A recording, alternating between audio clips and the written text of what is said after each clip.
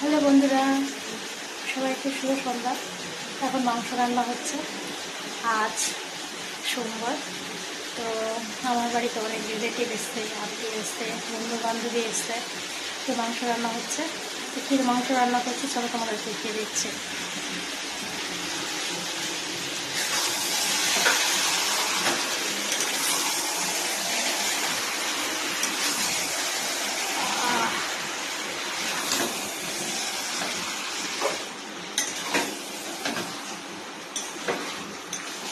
সে তোমরা দেখেছো,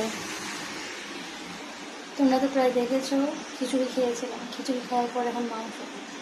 দারুণ টেস্টি।